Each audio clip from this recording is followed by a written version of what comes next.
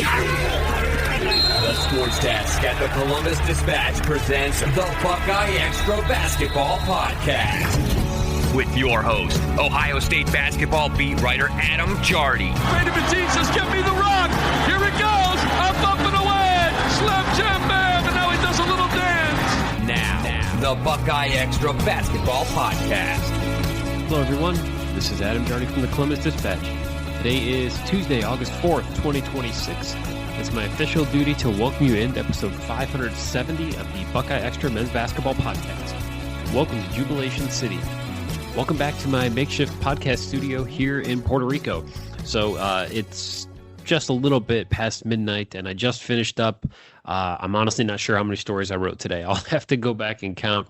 But Ohio State concluded its Puerto Rican exhibition trip with a 111-73 win against Team Bordes Dos.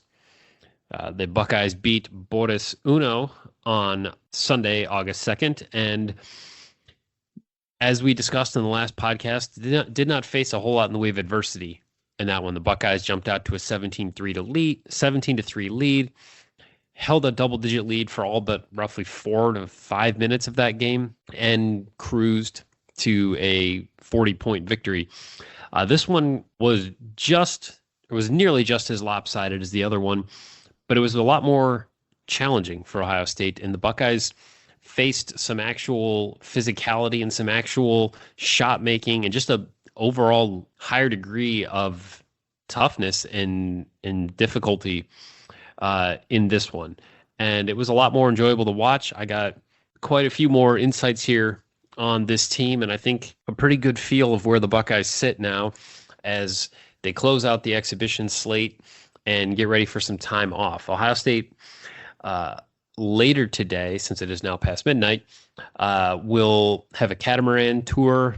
They'll go out and do some swimming in the ocean, see if anyone can or see who avoids seasickness, who handles all of that fine, who doesn't.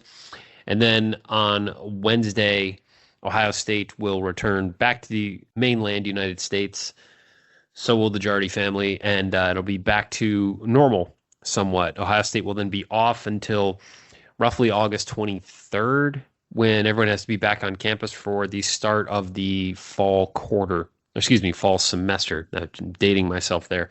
But Ohio State comes out of this with 2 wins, both of them by lopsided scores, and this one with a few more lessons from it and a couple of things that really jumped out to me. And by the time you hear this, you can read all about it over at dispatch.com. Like I said, wrote multiple stories out of each of these 2 games, and there's a lot more still to come. I've got a couple of features I will be writing after this, as well as like trying to encapsulate what this entire trip has been like. I mean, I'm sitting here right now and reflecting back on like watching the team practice, and there was a power outage in the facility, and somebody played the song "Power Outage" by Bad Bunny. I obviously know who Bad Bunny is, but I'm not well versed in his discography. But that was one of the songs that played when the power was out at the Jump Academy for Ohio State's practice. Did the walking food tour with the Buckeyes, watched them have the youth clinic with a couple of kids from the area, both games, tons of interviews. There's a lot of stuff to dive into here. And so I've been trying my best to bring you as much as I can on all the different platforms. This is my 3rd podcast since getting here. I've had a ton of videos and photos that I've posted to the Instagram and TikTok pages. And again, I'm not even sure how many stories I've written, but it's been a lot, and there's still more to come. So before we do dive into this, I want to thank all of you who subscribe to the Dispatch, those of you who consume all of this content, those of you who really do care about the teams you care about and care enough to make sure that we can bring you the coverage that you deserve. It's something that is never lost on me, the opportunity to get to do these things and to get to be the eyes and ears and the voice of the fans who can't make a trip to Puerto Rico in early August for a couple of days to watch their favorite team. I love getting to do this for you, and hopefully I'm bringing you the coverage that you enjoy, the coverage that you deserve, and helping you understand as much as possible about this team as it now gets ready to, again, take about a 2.5 week break and then resume for the fall semester. So we're going to jump into this game here now. But before we do, I want to remind you that you can subscribe to the podcast on Apple, Spotify, YouTube, wherever you enjoy your favorite podcasts. If you subscribe, you'll automatically get the newest ones just as soon as our man Patrick Flaherty, the Podfather, can grab them and publish them for us.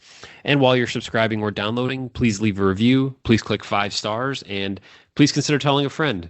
Thanks to everyone who's taken the time to do all those things.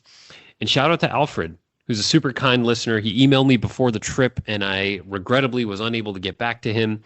I got the email, I believe I was on vacation, and he met him at the game, introduced himself, had a really nice conversation, dropped off some tasty treats today. It was great meeting you. I really apologize if I seemed rushed. I was a little frazzled, to be completely honest, just wanting to make sure that I didn't miss anything. And covering these games was very different than covering anything else. So I was on sort of hyper alert for missing anything or, anything that was going to take me away from trying to capture the whole scene. But it was really cool to get to meet you. And I appreciate the introduction and the chance to share a couple words with you. So thanks for coming up and saying hi. That was definitely a highlight of the trip here. All right. So this game, like I said, on Sunday, Ohio State didn't really have a whole lot in the way of any sort of challenge. The Buckeyes never trailed in this game, but Los Bodes Dos did tie the game 3 times. Now, Ohio State opened on an 8-0 run, and for a minute, maybe looked like, okay, it's going to be a similar deal. It was a Jimmy Williams layup, Amari Bynum, I don't know what I wrote here, bucket, and then Joshua Johnwana tipped in a Bynum miss for his first points of this trip, and then also added a steal, and then Andrea Yelovich fed John Mobley Jr., who fed Anthony Thompson for a slam dunk. It was 8-0, a couple minutes in, but then Ohio State went quiet for a little bit, and the home team started to claw its way back in, hit a 3-pointer, got a lob on a layup, and then tied it on an interesting sequence where Anthony Thompson ended up committing a foul for an and one, and Diebler was not happy in that moment. Immediately pulled out Justin Pippen, Joshua Johnwana, and Ivan Yagovin, put in Jimmy Williams, Alex Smith, and Ivan didn't get pulled out of the game. He got put in the game. So Diebler immediately made a couple of changes. We did very briefly see Yelovich and Ojonwuna together, but that lasted for essentially a possession, and then Diebler made the change. They were tied at 8, and Ohio State got a miss on a Jimmy Williams drive, but then Anthony Thompson came up with a defensive rebound. Mobley hit an easy deep 3. Anthony Thompson had a slam dunk after an Alex Smith offensive rebound. Ohio State's back up to a 5-point lead. And then the home team started to crawl back. They got a 3-pointer, got a drive from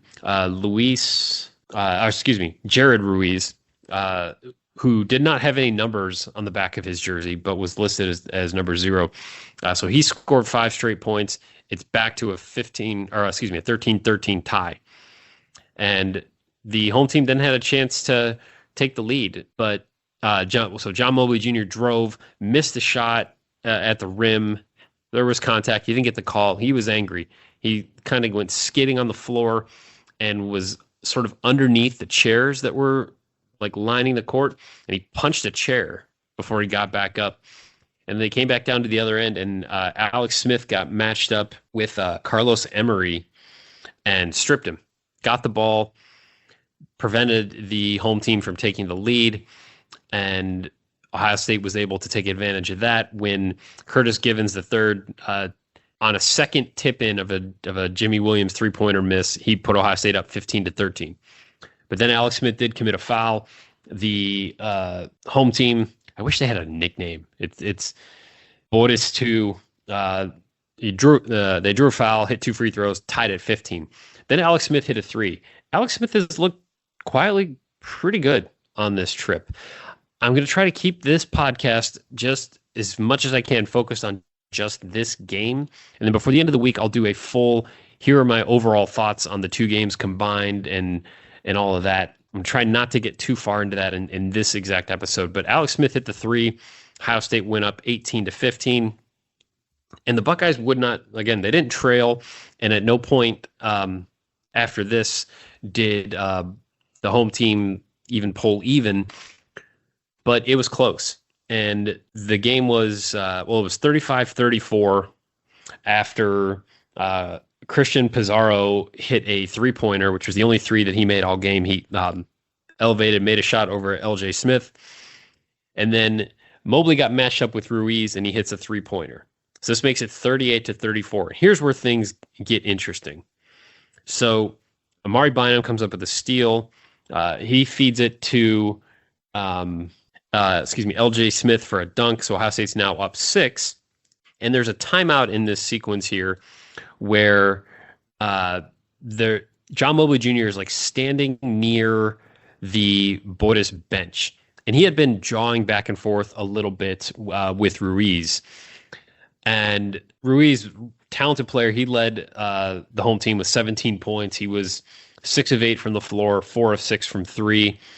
Just a tough player who clearly played with an edge and with a lot of experience, just a hard-nosed, talented, fiery type of guard. So matching him up against Mobley, there was a little bit of fire on fire there. And after the two had been jawing at each other a little bit, Mobley was standing there near the bench and just like refused to move. Like he told me after the game, someone else on the bench said something because he was drawing back and forth with Ruiz, talking a little bit of smack. He said, turns out that John Mobley Jr. has some Puerto Rican family ties. And he said, I understand Spanish, so I knew exactly the curse word that was used against me. And so he was basically telling people that weren't involved in the play that like butt out essentially. And play resumed. Well, I guess before we get to that, one of the coaches for the other team actually like put his hands on Mobley's shoulders and was talking to him. And when I asked him what was going on there, he said that he realized that Mobley was part Puerto Rican, and then he understood a little bit of his fire in that moment. I thought that was pretty entertaining. So they do eventually separate. Ohio State huddles up, and when play resumes, the home team immediately matches up Ruiz against Mobley on the left baseline, about midway between the basket and the 3-point line. And the two of them are, all the attention in that moment is on the two of them. And he starts trying to back Mobley down in the paint. Mobley absorbs some of the contact. LJ Smith is the nearest defender, and he's kind of digging down, just making sure he stays on his man so he doesn't give a wide open 3. But he's digging down like once, twice, trying to knock, either jar the ball loose or just provide some defensive assistance. And Mobley ends up tipping the ball away, reaches around, gets a clean steal, and tips the ball, ends up going to Amari Bynum at the other end, and he throws down just a massive slam dunk that was just like the exclamation mark right there. And to me, that sequence and that like 2-minute span or whatever there, where Mobley not only was talking his game, but also then backed it up and made some plays happen on the court, got his team involved. That spoke a lot to me about this leadership stuff that they've talked a lot about with John Mobley Jr. And all the caveats apply here. It's summer. It's an exhibition game against an overmatched team in August. It's one data point. Like, all that stuff still applies for any sort of huge, broad, sweeping conclusions we draw. Just because John Mobley Jr.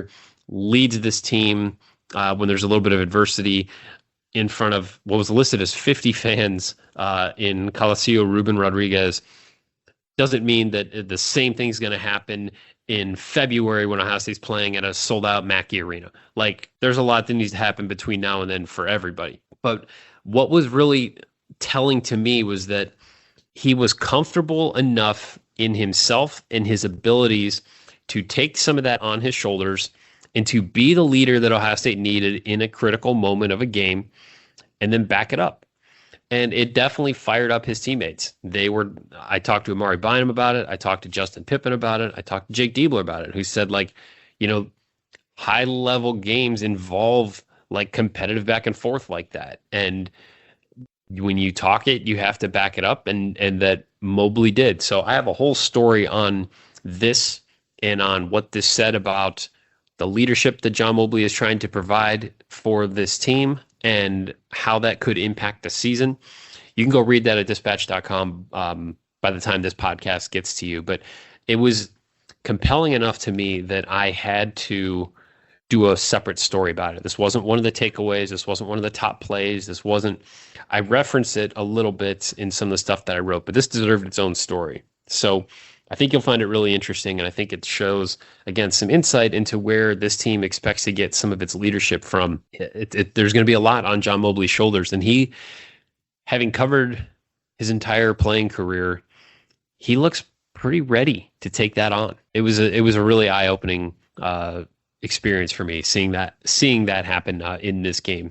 So Ohio State deals with some of this adversity, and it's a 5-point game with just a couple of seconds left in the first half, and Amari Bynum kind of runs out of room underneath the basket and kind of throws the ball in the air, and it looks like it goes nowhere near the basket. It looks like Ohio State's going to go into the half with a 45-40 lead, but Vuk Lazarevich is there to grab the ball, throw it back in. Ohio State has a 7-point lead at the break. The Buckeyes come out in the second half. Andrei Yelovich, with a nice pass to John Mobley. It was a designed play.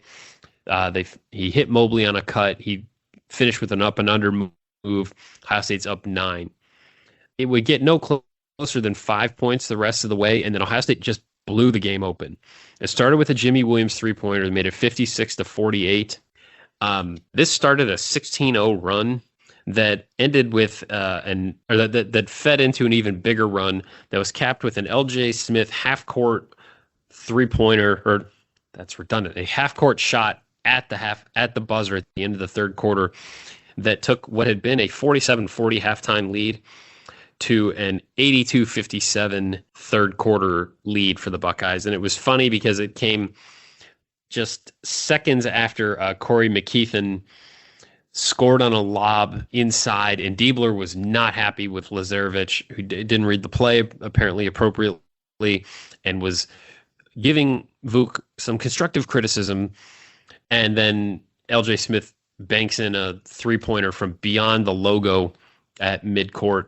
The bench went nuts. It was just, it really capped an absolutely dominant third quarter for Ohio State, where the Buckeyes, outscored Los Boris 35-17, and it was even more than that because it was 53-48, and then it ended up 82-57. So that was a 29-9 run to close that third quarter and salt the game away.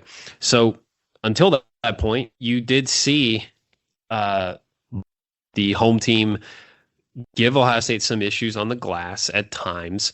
You saw the home team make some shots, and you saw Ohio State miss some. I thought that there was a little bit of a fatigue factor there for sure. Playing for the first time, playing back-to-back games, and having to go out and compete at that kind of a level. But once Ohio State got rolling, the offense was impressive. The Buckeyes finished with 30 assists on 48 made field goals, which we talked a lot this time last year about the assist rate and how high it was in the offseason and how confident the Buckeyes were that would translate to the season. It did to an extent, not certainly to the level that Ohio State had hoped, and this will be something to monitor as they get closer to the season. But the depth, again, really showed. You look down the roster, and they had 6 guys in double figures. Mobley had 17, Bynum had 16, Anthony Thompson had 13, Justin Pippen had 14, and then LJ Smith and Jimmy Williams each had 10. couple other numbers that jumped out. I mean, Ivan Yagovin had 13 boards, and he had 13 boards, 4 assists. So that's from your biggest man on the roster there. Justin Pippen had 5 assists, no turnovers in this game. So he leaves Puerto Rico with 9 assists and 1 turnover. Pippen played more under control in this game. He was still 1 of 4 from 2, but he went 4 of 5 from 3. Got some better shots. Definitely like had a flow in the late in the game where like he just wanted the ball and he wanted to keep shooting, and it looked good when he let go. And again, he ends up going 4 or 5 from 3 in this game. LJ Smith was a little less efficient. He was 2 of 2 from 2-point range, but 2 of 8 from 3 to get to his 10 points, including that half-court shot. I realized today that I didn't finish my thought about him from the first game, which was that he really rebounded on the offensive glass at a high rate. His 4 offensive rebounds led the team in that game, and that's going to be something to keep an eye on. If LJ, he looked young, but you can see the flashes there of the potential. You can see why this team right now really does look like it goes 10 deep, and that doesn't include Alex Smith, who has looked impressive at times in limited action and in both of these games here. But so LJ finishes with 10. He did only have 1 offensive rebound in this game, but for a young guy who was playing his first game and playing against older competition that he's going to play this season, I thought I was impressed on Sunday that he had as many offensive rebounds as he did. Now, Ohio State didn't shoot as well as it did in the first game, but still had the lead, and still found a way in the second half to really, like I said, just kind of blow the game wide open. Now, I thought Amari Bynum played a more complete, controlled game. He didn't shoot particularly well in the first game, but he had 16 in this game, 5 assists, 5 rebounds, 2 steals and a block. These 2 games in Puerto Rico have me wondering if we need to be on Amari Bynum triple-double watch. 16, 5, and 5 is pretty good stat line in 20 minutes. He hit 2 3-pointers in this game. He just played a little more under control. He looked more like himself, where he was not forcing the issue, not playing sped up at all. So I thought this was a solid second game for Amari, and I've got more to come on him. So he has 5 rebounds, and you start going down. Like Jimmy Williams had 6 boards, 5 of them on the defensive end. Andrei Jelovich struggled early, looked like he was frustrated and grew more frustrated. He had a right at the rim, like a finger roll that just rolled the wrong way and went out.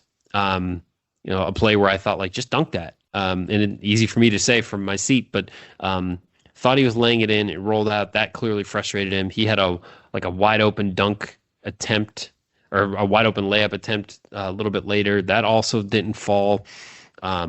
Ivan Yagovin had a chance for just a breakout highlight slam and missed it. So they had some 2-point misses from some of their bigs, and I do wonder how much we'll see them, quote, feeding the post this year, as opposed to facilitating through the post and doing some things with their bigs, but really kind of focusing more on getting the ball to the guards and having them make plays. Because you are seeing Jelovich with 6 boards, Anthony Thompson with 6 boards, Yagovin with 13 boards.